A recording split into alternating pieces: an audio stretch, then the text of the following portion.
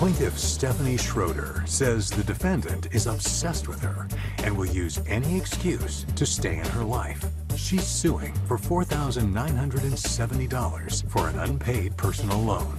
Defendant Aaron Osborn says it's actually the plaintiff who's obsessed with him and comes to his house asking for hugs.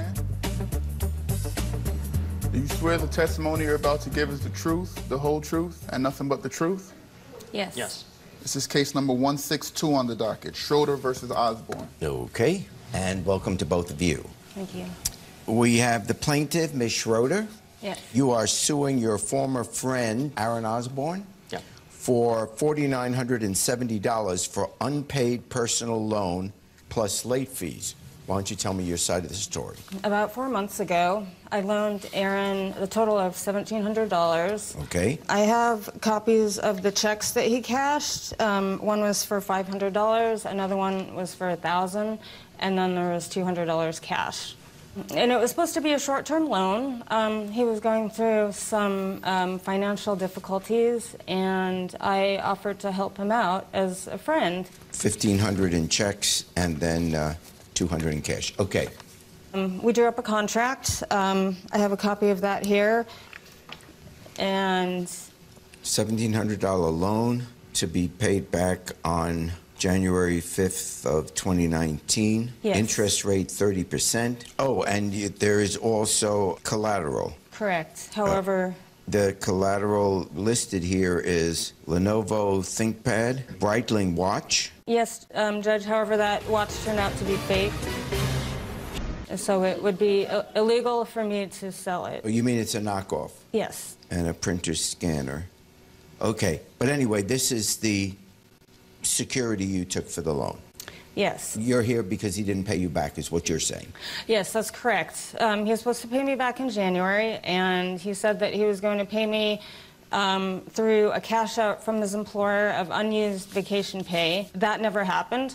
And then he said he was going to pay me out of a 401k hardship withdrawal, and then that never happened. And then he said he was going to pay me from unemployment check that he was going to get, but he never got that, so therefore I never got paid.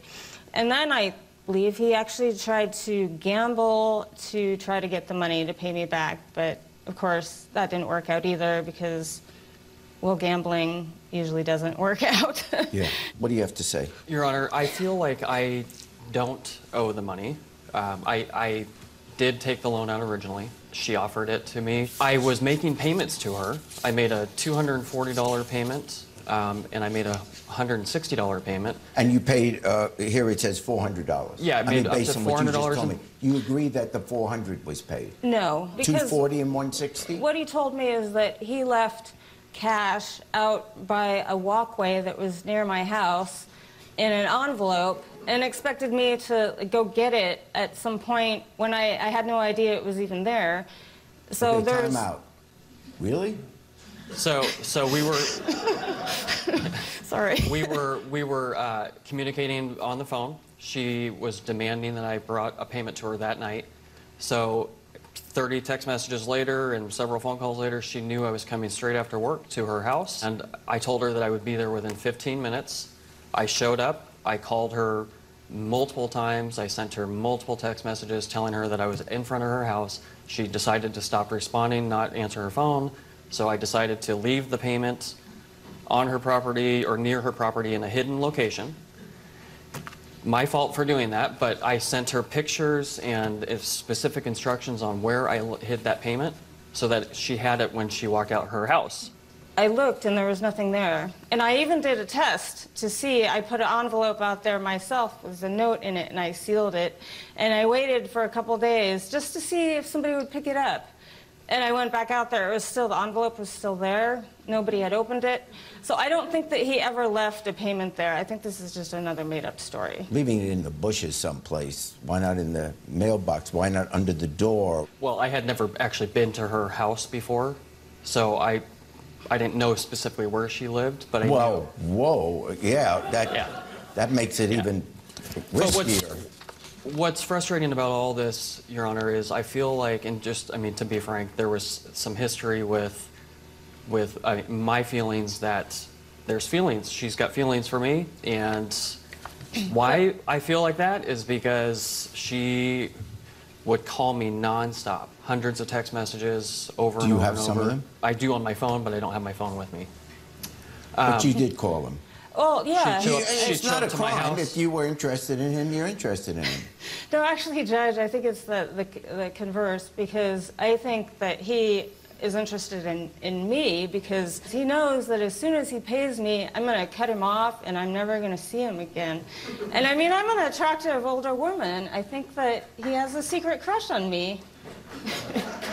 But I'm married. Like, I am a happily married woman. I have, like, no interest in being with anybody else because I love my husband. She would show up to my house, Your Honor, unannounced, asking me for hugs. I mean, just like the most random, you know, I mean, if you're so happily married. I went to his house because I needed to verify where he lived so that I could get the process server to serve him notice for small claims. That's the reason that I went there, because I needed to verify his address. So that was the only time you'd been there? Yeah. I think that's interesting, what may or may not have been going on, what the motive is. The reality is there was a loan, and you don't dispute that. So the question is, what has been paid back? Even if we dispense with the $400 saying it never got to her, and if you're paying her back... I do have proof, Your Honor, of the second payment that I sent to her. Was this by mail or what? Oh, did you? Yeah. Oh, okay. All right. Proof, yeah, because she didn't receive the first payment that I left. Okay. Supposedly. Send a payment electronically. Okay, so the 160 we've got evidence of. Yeah. And I honestly feel like she's not happily married, like she's saying. I mean, if you're texting me that you want to hook up and showing up... Do you have... I need some evidence that this is happening. If she's texting you, let's hook up, if you're saying there are hundreds, or let's say that's an exaggeration, there are lots of phone calls or text messages to you, how can you show up there without evidence of that? Because that would be significant evidence. You just didn't bring it? You knew you were coming to court. Honestly, yeah, that's the only thing I would can have continuously delete the text messages as I kept getting them. All right. I didn't save them on my phone. I never thought that... I was very surprised that you got sued. That I got sued for this, to be honest. All right. Now, whatever the motive was, so far we know you paid back 160. Now, there were items in collateral. The point of collateral is recognizing the possibility that you won't be paid back, so therefore you can use the collateral, and that takes the place of the money that is owed on the debt. Yes. Now, the one item that you're mentioning here, which you now have second thoughts about, is the Breitling watch, which you say is a knockoff. Yes. Do we have it here? No, I didn't bring it. Okay. When you bring lawsuits, you really do need to bring the evidence. I understand that you're saying the watch is fake. Yes. It's not here, so again, I don't have proof of that. But even accepting that it's worth less, that's what's in this contract. So you're asking me to estimate. There's no question that if everything here was its real value, there's no question that these items would be repayment, because you could hold them then. You have legal right to keep these items then, because that's repayment of your $1,700 loan. So the only thing which makes this case a little more difficult is that the Breitling watch may not be worth what you had reason to believe it was worth. For that to be answered, I need some evidence. I need proof. Well, I can tell you when I took it to a jewelry store to see what they would give me for it if I did sell it. Do you have that statement? No, I don't. And this, by the way... The items are definitely worth more than the original loan that I took from her. Hardly. Okay. All right. Well, see, what's happening here is two people arguing, neither of whom have any evidence. I'm surprised anyway that you would accept collateral for things that you didn't have proof of what they were worth, just from your point of view. Somebody hands me something, oh, this is very valuable, let this be for paying me back $1,700. Well, maybe it's not worth that. So I'm not saying you're wrong, I'm saying you should have checked this out and come here with evidence prior to the time of you accepting it as collateral for your loan. Okay. And you still have possession of these items. Yes, he can have them back. If you have possession of these items, this is what you agreed to as repayment for your $1,700 suit, so therefore I have to dismiss the claim. Hey YouTube, check out my new show, Judge Jerry. Now for sneak preview and behind the scenes footage, subscribe to my channel now.